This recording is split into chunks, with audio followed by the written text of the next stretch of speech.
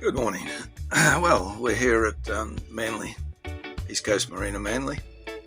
Came in yesterday and as you probably are aware, we lost our steering on the way in. But had a look at that and after we tied up, and it's just a simple adjustment. We got the old chain and sprocket, and tie rod ends and universal joints. Everything else has been replaced except this one sprocket. So I'll have to replace that and also make an adjustment rod, I suppose, with a bolt on it so that I can nicely adjust it as we go along. Here for a couple of reasons.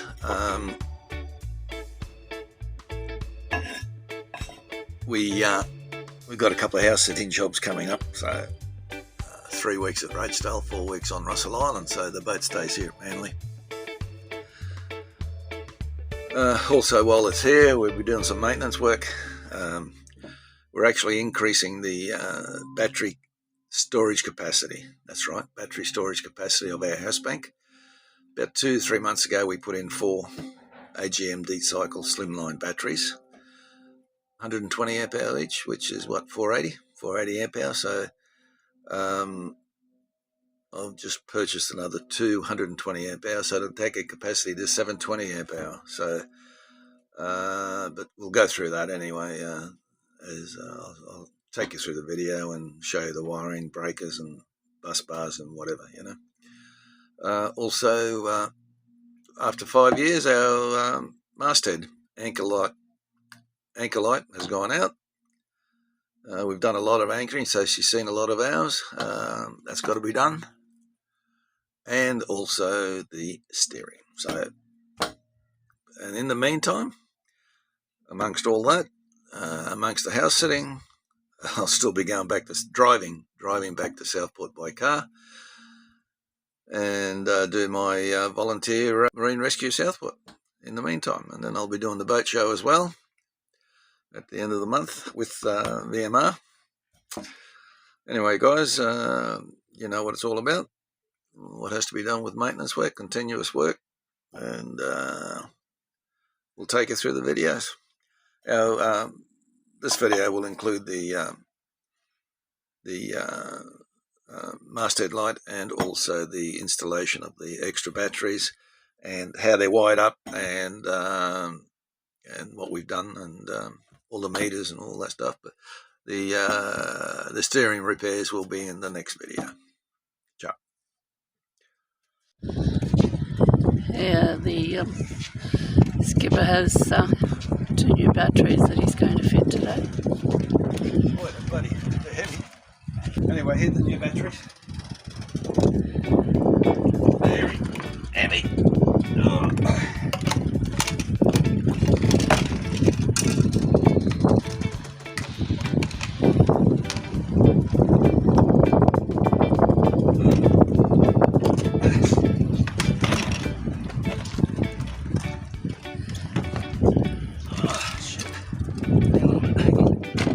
Placed this on the deck so that doesn't get damaged.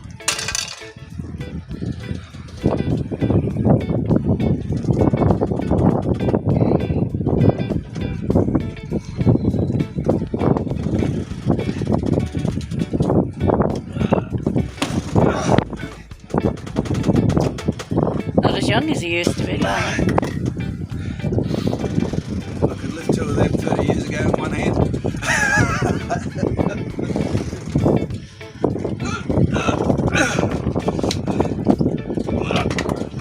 I'll do the right thing. Put the trolley back. Right. Yeah, 30 years ago I could have carried these in, as I said, in one hand, and also nut the jig in one hand. You could never dance. I just did.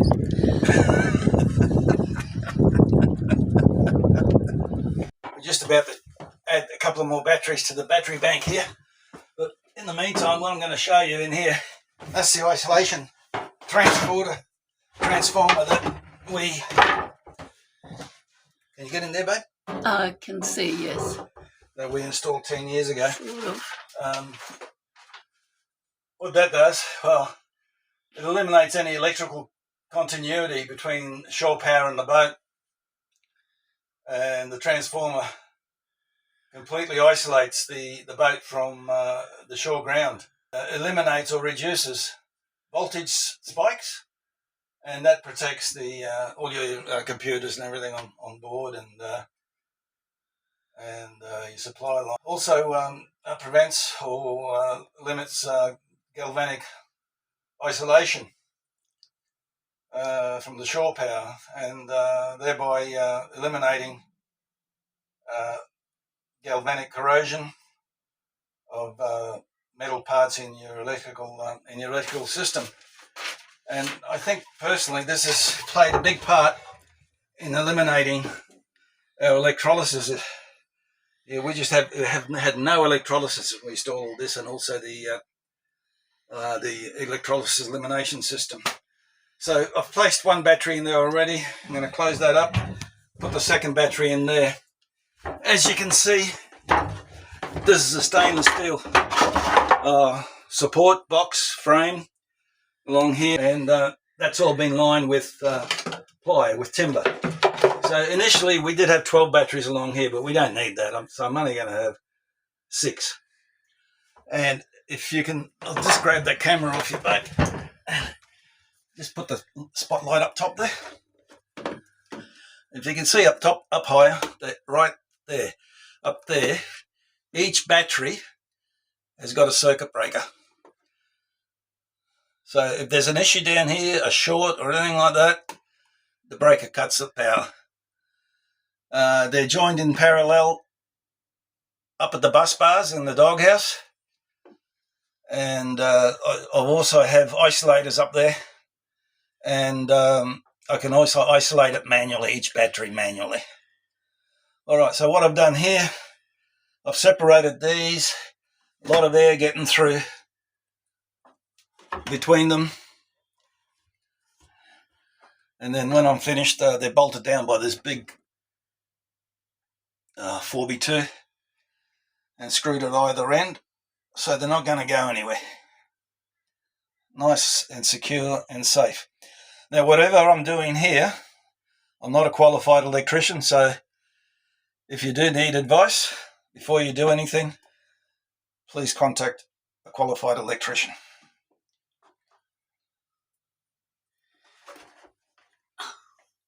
Okay, I've put these batteries in position. I've clamped down the top bar there, so these are nice and tight. They're not going anywhere.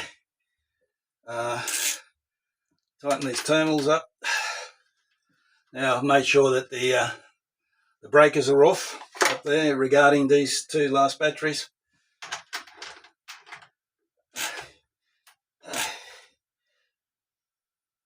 Make sure they're nice and tight. Don't over tighten them because you'll strip it. And make sure black goes on black and red cable goes on red cable. Yeah, black on black, which is negative, and red on red, which is positive. Now,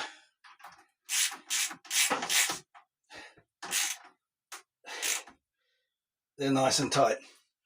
As you can see up top there, I've got the breakers off. So we'll switch each one of these breakers on now. I only have to switch 2 on, which is number 9 and 11. So that's 11, 10, 9.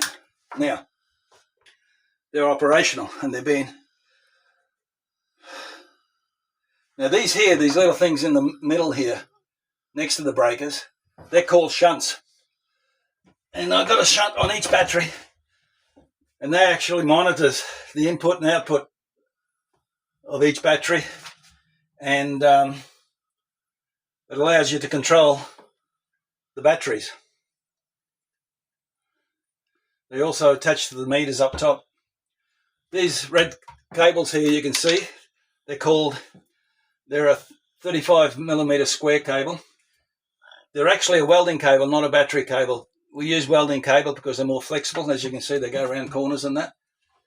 We used over 300 metres when we rewired the boat, and that was then a total of about $6,000. That's just for the cable. $6,000? $6,000, yeah, like 300 metres at $20 a metre. Wow. That was 10 years ago. So it's just then you got your breakers and your shunts and all that. But anyway, that's that. We're going to go up top now. That's the thing about working on a boat, isn't it? All these little tight spaces. Oh no, yeah, I'm not as flexible as I used to be, as you know. Otherwise, yeah, in other places. Yeah. Now I've got breakers for each battery down here. I also have an isolator for each battery up top. We'll go up there and have a look now. These are our meters. So you got 1, 2, 3, 4, 5, 6 batteries there. These are all being charged at the moment. As you can see, there's over 13 volts. So the solar panels are doing their job. These last two we just put in, they're at 12.88, 12.87. They're not being charged at the moment. Why? Because I have the isolators off, the ones I told you about. Now, these are the isolators in there. There's 12 of them. When we initially installed them, we had 12 batteries. We don't need 12. So what I'll do now, I can isolate the batteries manually up here, and the breakers do it automatically down there when an issue arises, you know. So we got 1, 3, 5, 7, 1, 3, 5, 7, 9, 11. Okay, so 1, 3, 9, 7, 9 is on now. As you can see, look at it go. 13.34 volts. She's being charged. There's 5 amps being put into it. And 11, which is that one there. There we go. All being charged. So this right here. Can't actually see, you're in the way. Yep. Sorry, bud. Sorry. And these here, if you just bring the camera around here, sweetheart, these are the bus bars. I made them manually under the direction of the technician, the electrical engineer. Can you shine the light up on them? On there, yeah, they're all made of stainless steel. Oh, yeah. See the bus bars?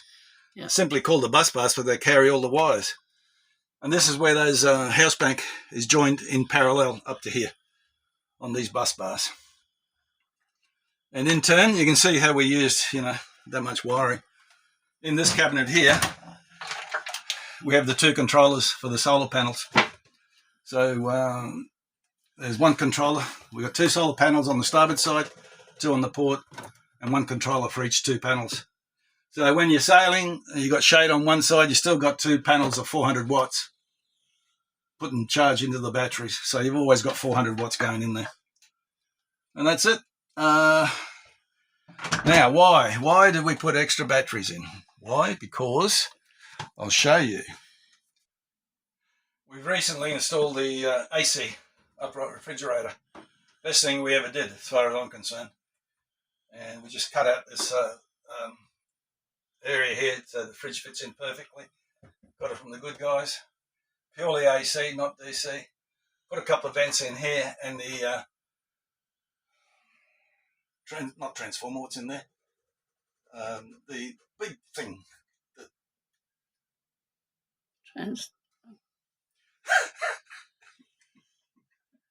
Inverter. I've got a 3,000 watt inverter in there, fully vented, runs beautifully. But in doing that, unfortunately, yes, he took away half my cupboard, half the wardrobe. Yes. So he's promised the me. fridge comes in here, well vented. He's promised me he's going to build another one. So I've got to build another wardrobe for it close out the back. So yeah, we've so that's why those batteries, when we're off grid, it'll run this inverter and fridge. I've got a freezer in here, which is AC DC, but obviously it'll run DC while we're on anchor. And I've got a beer fridge on deck, so we've got a heap of refrigeration. That's why the extra battery storage capacity anyway. Works well. They've been charged beautifully. And oh yeah, the Victron system. I'll show you something. Come up here.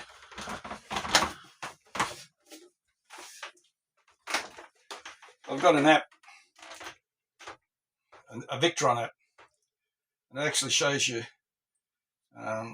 what the controllers and DC. I've got a DC to DC charger down below. It actually shows you what it's doing down there.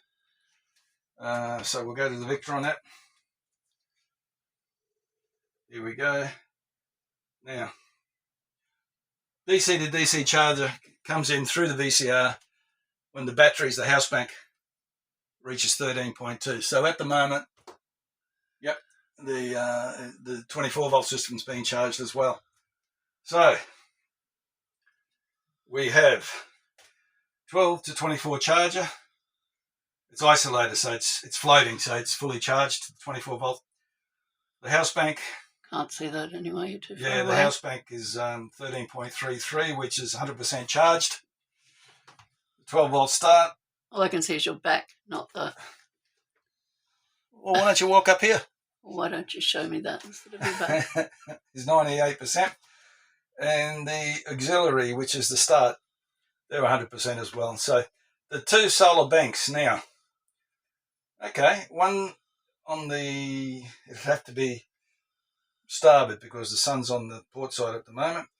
It's only putting out 56 watts, 3.4 amps, just went to 4 amps. One on the eastern side is 104 watts, was put out 8 amps now.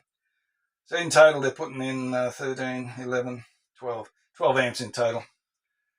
So it's not bad on a day like today. So it's great. So what happens, the solar panels charge up the house bank first.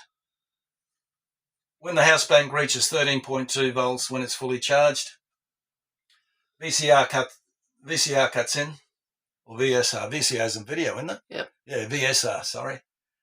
VSR cuts in, and that in turn allows the house bank to charge the start bank, and also the 24 volt system cuts in and charges the 24 volt bank. So everything's working perfectly. Terrific. Now, together with the inverter and the AC fridge, also connected 3 power points via the inverter. So that obviously the TV set there, so I can watch YouTube, and through Chromecast, inverter number 1 power point. Number 2 power point just there in case we need another power point via the inverter. And one in the galley, so that the Admiral can use it for her blenders and other appliances that she may need at the galley. Anyway, there's three power points going through the inverter. Ciao.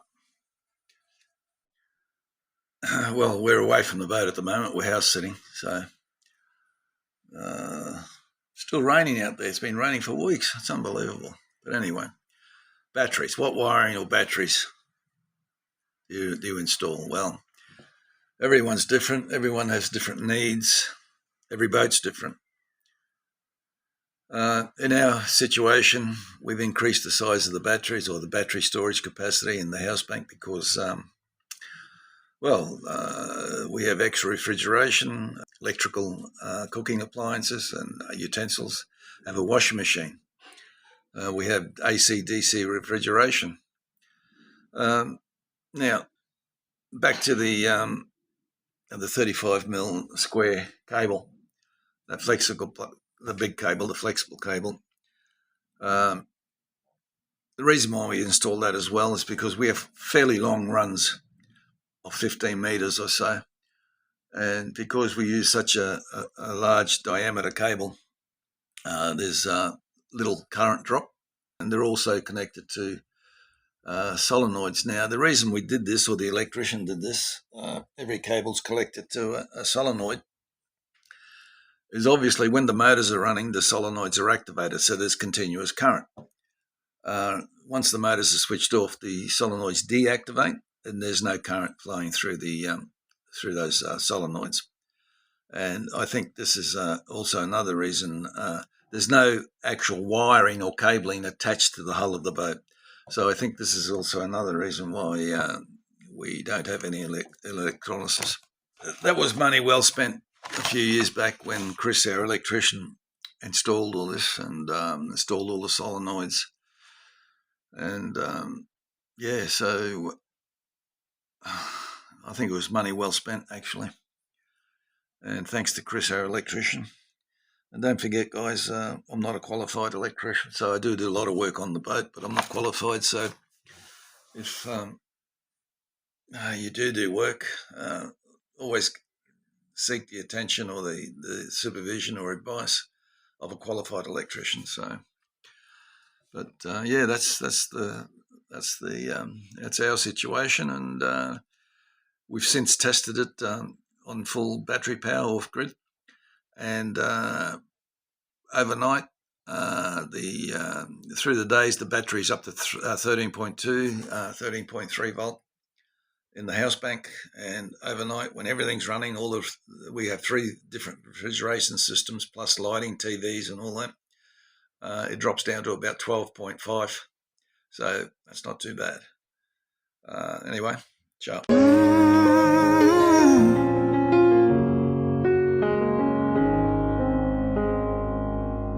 This is the tale of Captain Jack Sparrow, pirate so brave on the 7 seas, a mystical quest to the Isle of Tortuga, raving like swing on the ocean's breeze.